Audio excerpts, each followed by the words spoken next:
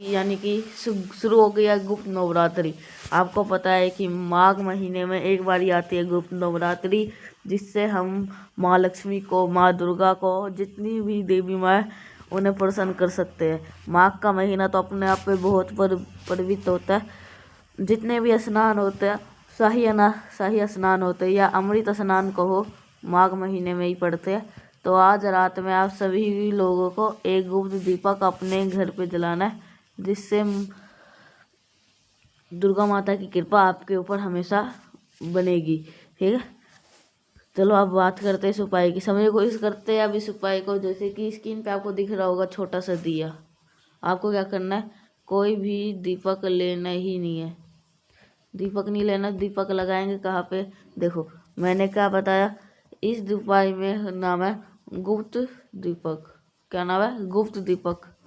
तो आप सभी लोगों को क्या करना है, ऐसे कोई दिया लेना, उस दीपक के अंदर क्या डालना होगा, घी डालना है। लेकिन आप अपने दीपक लेकर के नहीं जाना है। फिर जो दीपक देवी माता के सामने पहले से ही जल रहा हो, जो दीपक पहले से ही देवी माता के सामने जल रहा होगा, उसी दीपक के अंदर आपको घी डाल देना है या तो आपको तेल डालना है। ठीक है, देखो मैंने क्या बोला, गुप्त दीपक। गुप्त का मतलब क्या होता है, वो चीज, जो दीपक जो देवी माता के पास में जल रहा हो, ये नहीं पता है कि इस दीपक को जलाया किसने है। तो बस आप लोग को उसी दीपक के अंदर घी डाल देना या फिर तेल डाल देना, तिल का। पूरी फैमिली में और पूरे परिवार में कभी संकट नहीं आएगा। पूरा परिवार आपका खुश रहेगा। इस चीज़ का विशेष ध्यान दीजिएगा। मेरी बातें समझ में आ रही है? तो आपको पहला उपाय समझ में आ गया, जो कि आपको हम सबको गुप्त नवरात्रि का ये उपाय था। अब कुछ लोग कहेंगे कि भैया हम किसी भी मंदिर में नहीं जा सकते क्योंकि रात हो गई है, तो वीडियो लेट में देख रहे हैं। तो अगर मान लो मंदिर नहीं जा सकते हो, तो आप तो अपने हाथों से आज रात में देवी माता के सामने घी का दीपक लंबी बत्ती के शाम के टाइम में प्रदोष काल में कभी भी प्रज्वलित कर दोगे तो भी ये दीपक आप जला सकते हो। ठीक है, देवी माता की कृपा आपके ऊपर, आपके पूरे परिवार के ऊपर हमेशा बनी रहेगी। ठीक है, करिएगा जरूर, भूलना नहीं है किसी को भी। चलो पहला उपाय आप सभी को समझ में आ गया होगा। आगे बढ़ते से वीडियो के हम अपने दूसरे उपाय की तरफ।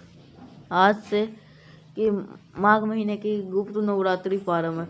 पूरे साल भर में 365 दिनों में 4 बार नवरात्रि पड़ती है। एक तो आपकी चैत्र की पड़ती है, एक आपको जो बड़ी वाली पड़ती है वो होगी, और 2 आपकी नवरात्रि पड़ती है। जो पहली नवरात्रि होती है वो माघ महीने में पड़ती है। आप सभी लोगों को ये बहुत अच्छी खबर ये है कि इस बार की गुप्त नवरात्रि गुरुवार से प्रारंभ हो रही है। क्या करना है, ऐसे दूध लीजिएगा। दूध किसका होगा, गौ माता का होगा। अब हम इस उपाय को ये समझते कि करते हैं तो इसके अंदर बेनिफिट क्या मिलने वाले।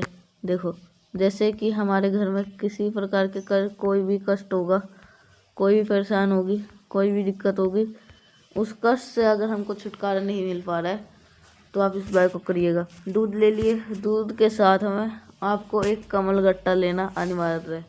अब यहाँ पे एक चीज़ को समझिएगा, ज़रूरी नहीं है आप जो कमल गट्टा इस्तेमाल कर रहे हो वो कमल गट्टा नया ही लोगे, नहीं। जो आप कोई सा भी कमल गट्टा इस्तेमाल कर सकते हो, जो कमल गट्टा आपके अलमारी में, तिजोरी में पहले से आपने रखा हो।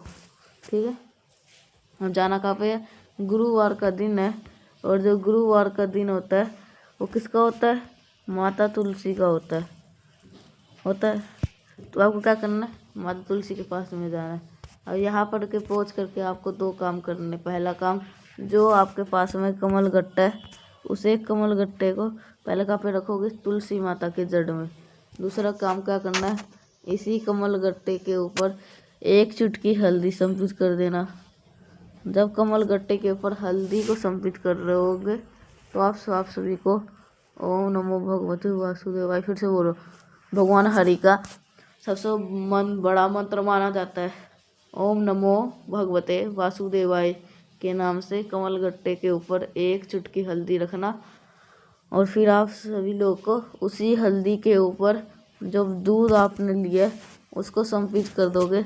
अपने परिवार को कष्ट दूर करने के लिए, अपने दूर करने के लिए दूध संपित करने के बाद में फिर आपको 1 लोटा जल भी संपित कर देना। अगर आपकी इच्छा हो तो तुलसी माता के साथ 7 परिक्रमा भी जरूर कर लेना। गुरुवार के दिन जल जरूर संपित करना चाहिए, इस चीज़ का विशेष ध्यान देना होगा, ठीक है, करिएगा जरूर। तो यहाँ पे हमने 2 उपाय की बात कर ली है। अच्छा, एक और चीज़ बताना भूल गए, जब भी गुरुवार का दिन आते हैं इस बात को हमेशा बता दूँ, कभी भी आप अपने घर पे चाहे ठंडा दिन हो, गर्मी का दिन हो, बरसात हो, लू चल रही हो, कोई सा भी वेदर है, तब कभी भी तुलसी माता का जो पौधा है ये पौधा सूखना ना पाए। जब तक तुलसी माता का पौधा आपके घर में हरा भरा रहेगा तब तक कोई भी व्यक्ति आपके घर में नज़र नहीं लगा पाएगा। अगर आपका तुलसी माता का पौधा आपके घर के पास में सूख रहा है, ये इस चीज़ का बिल्कुल सीधा संकेत देता है आपके घर में नज़र टोटके लगाने वाले की संख्या बढ़ रही है। तो इसलिए सतर्कता के तुलसी माता का पौधा लगाना चाहिए। 2 उपाय समझ लेते हैं इस उपाय के बेनिफिट क्या है। जैसे कर लेते पहले वीडियो को लाइक, जैसे मेरे चैनल को सब्सक्राइब नहीं किया, मेरी बात पहली बार सुन रहे, वो होंगे रोग मुक्ति के। जैसे घर में अगर कोई भी व्यक्ति बीमार पड़ा, उसकी बीमारी ठीक नहीं हो पा रही है, इधर उधर आप परेशान चिंतित चल रहे, तो आप सभी इस उपाय को करिएगा। आपको लाल चंदन की आवश्यकता है। लाल चंदन के साथ में आपको पता है गुरुवार का दिन है, गुड़ का इस्तेमाल तो करना क्या होगा, अनिवार्य होगा, आपको लेना होगा। बात करते कितने गुड़ लेंगे, तो आपको एक बड़ा सा टुकड़ा लेना है, इसके आपको 7 टुकड़े कर लेने हैं। कितने टुकड़े करोगे ये नहीं ज़रूरी है, जो गुड़ का टुकड़ा आप कर रहे हो वो बिल्कुल बराबर मात्रा में करने। अगर नहीं 7 गुड़ के टुकड़े को कर लेना है, वो किसी भी शेप में टूटते हो, किसी भी तरीके से टूटते हो। अब इन सभी चीज़ों में लेकर के आप जाओगे, आपको जाना होगा गुड़ के 7 टुकड़े को लेकर के जहाँ पर भी आपके घर के आसपास में गौ माता आती हो, चाहे वो दिन में आती हो चाहे रात में आती हो, इन्हीं 7 टुकड़े को गौ माता को अगर गुरुवार के दिन खिला देता है, वो किसी भी प्रकार की बीमारी परेशानी नहीं होती। दूसरा काम क्या करना है, आपके घर में महादेव का शिवलिंग जरूर होगा। रुक जाओ, आपको महादेव के शिवलिंग के ऊपर जो लाल चंदन मैंने बताया, बस उस लाल चंदन का लेपन ओम नमो भगवते वासुदेवाय के नाम से कर देना है। इसको करने से भी आपके घर में जो होती है उपाय, उस उपाय से हमको छुटकारा ज़रूर मिलता है। 3 उपाय की हमने बात कर ली है। आगे बढ़ते हैं इस वीडियो के हम आखिरी और बहुत स्पेशल से उपाय की। ये उपाय स्पेशली होंगे अगर आपके घर पे पैसे टिकते नहीं हैं। कहने का मतलब है पैसे आते तो है, आने में कोई कमी नहीं है, लेकिन वो टिक नहीं रहे, तो आप इस उपाय को कर सकते। इसके लिए क्या करना है, आप सभी लोग को इस तरीके से आपको लेना होगा पीला चंदन, ठीक है, सभी के घर में होगा। ये पीला चंदन लेना है। पीले चंदन को साथ में आपको ज़रूरत पड़ेगी 1 समी के पत्ते की। अगर समी का पत्ता आपको नहीं मिल पाता है तो समी के पत्ते के स्थान पे 7 चावल के दाना, या 1 समी का पत्ता लो या 7 चावल के दाना लो, उसको पीला कर दो। और पीला करने के बाद में जो समी का पत्ता आपने लिया उसे संपित करेंगे बिल्कुल एंड पॉइंट पे, जहाँ पे दिख रहा है महादेव के शिवलिंग के ऊपर जहाँ से जल गिरता है, यहाँ पर।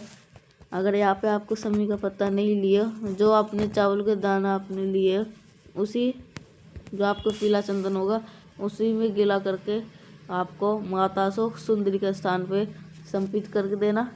और फिर आपको 1 लोटा शुद्ध जल संपित करना है। श्री शिवाय नमः का जप करना है।